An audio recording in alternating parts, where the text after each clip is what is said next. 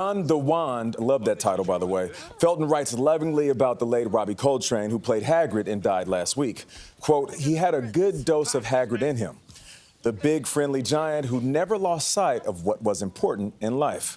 First on CBS Mornings, Anthony Mason met up with Felton in London to talk about his new book that is out today and the lessons he's learned along the way. Your theater is right up here. Yes. It couldn't really be more central to the madness and chaos of London. In London's Piccadilly Circus this summer, Tom Felton, the actor best known for his work in the Harry Potter films, was making his West End debut. Your name up in lights. It's still surreal now, to be honest with you. It's a pinch me moment every morning. It's pretty cool. It doesn't get old. Felton was co-starring in the hit mystery 222: A Ghost Story. If ghosts exist, why aren't there absolutely loads of them? He's been acting since he was age 9, landing roles in The Borrowers. Hello, Spud. You don't have a father, you have a map. And Anna and the King. I was born enthusiastic rather than talented, Felton writes in his new memoir, Beyond the Wand. Harry Potter has come to Hogwarts. At age 12, that enthusiasm landed him the role that would change his life. Draco Malfoy. How early on did you realize how long this was going to go for? None of us did. Scared Potter. Over the next 10 years, in all 8 Harry Potter films, Felton played Draco Malfoy. You'll never catch me, Potter! Harry's sneering nemesis at Hogwarts. Draco's fabulous sneer. Yes. How did you develop that? Draco's sneer really comes from my grandfather. His grandfather had a cameo as a wizard in the first film. He was also Felton's chaperone. So he sort of developed this idea in the mirror with me one day, sort of always constantly looking down your nose at everything slightly. And then the tiny hint of a flared nostril, and then a tiny hint of a smile. Ah, come to see the show. You. Despite their on-screen animosity, Felton was close with his castmates, especially Emma Watson. We've always had a sort of strange love together, not in the romantic way that some people would like to think. How would you describe it then? Well, best of friends. Yeah. People that speak the same language, similar sense of humor. She's got a wicked sense of humor. No. The legendary older actors in the films, however, Felton often found intimidating. Ralph Fiennes, who played the demonic Voldemort, had an otherness, Felton says, that set him apart from everyone else on set. He's also, when in full Voldy mode, if you will, he's incredibly fluid and flowing, and you never quite know where he's going to go next, which is quite frightening, to be honest with you. In the climactic scene of the last film, Draco had to walk towards Voldemort. Well done, Draco. Well done. And then he hugged you. That's when the hug happened, yeah. And then You didn't know he was going to do that. No idea. In my head, I'm going, what is he doing? Yeah, incredibly awkward, but also chilling. Don't touch anything, Draco. To Felton, Jason Isaacs, who played Draco's father, could be almost as frightening. He could actually switch into character like that? Yeah, he was smiling and lovely and being Jason, and the moment they said the words action, he just turned and gripped me for the first time as Lucius.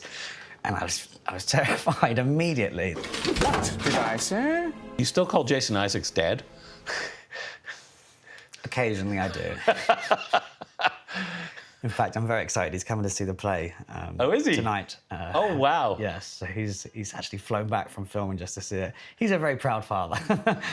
He posted their reunion on social media. As he was wrapping up 17 weeks on stage, Felton reflected on his toughest farewell, the end of Harry Potter. The last day was hard, wasn't it? Yes, it was a very bittersweet goodbye. I can't drive past Leavesden Studios without. You can't. No, I can barely talk about it. Really? Yeah.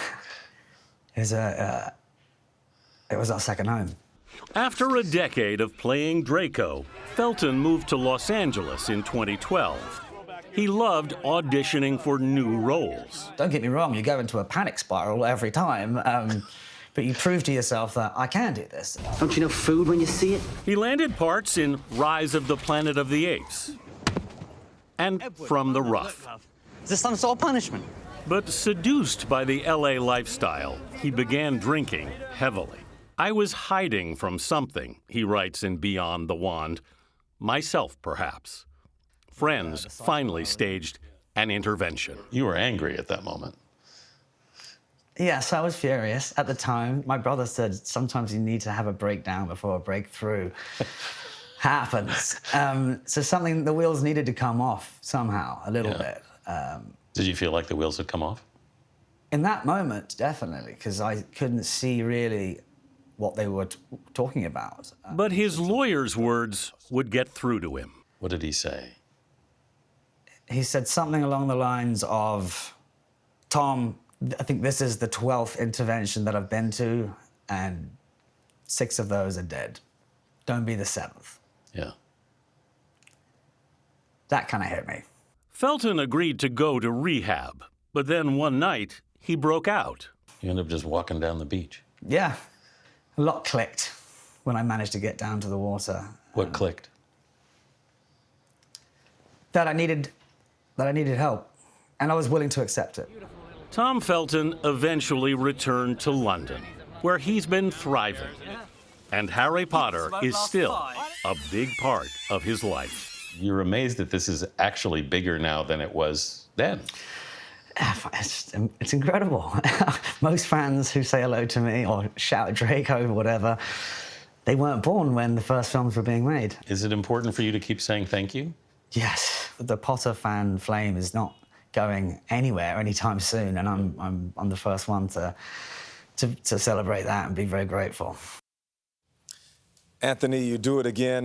Just like the Harry Potter films, this sit-down was an emotional roller coaster. Yeah, it's interesting. He's that part, where he talks about, the intervention at the end. It comes at the end of the book, and it kind of comes out of nowhere, I have to say. I certainly wasn't expected, and I didn't know it about him. One of the things that was also, you walk into Piccadilly Circus in London, and you hear, like, all of a sudden, everybody sees him. They go crazy. And recognizes him. And we just got him inside the theater in time before he was, like, mobbed. Right. And this is what he has to deal with. I didn't realize this, but he actually auditioned for Harry and for Ron Weasley on camera a couple of times, he told me. Hardcore Potter fans probably know that, but that was news to me. It's obvious. It's still a huge part of his life. Yeah, and you can still see the emotion on his face. I love when he said Jason's coming to see the play. Yeah. The way that his face was so happy. It was like a family about member. That. Yes, it was. He was really touched because he came, I think he flew in literally just to see him, which was really sweet. And when he was talking about realizing that he was in trouble, that he needed help. It's almost like it was hard for him to say it, but then he says that. Yeah, well, what was really clear was at the time he didn't know he needed help. Yes. He didn't know it. But that was good, Anthony. Yeah. All right, guys. Really powerful. Got my Harry Potter glasses on. In honor of Tony, I didn't want to say it, but I'm glad you did. yours as well. You know what? I was thinking that too. I'm Larry Potter. Anthony, You can wear the thank scarf you. next time.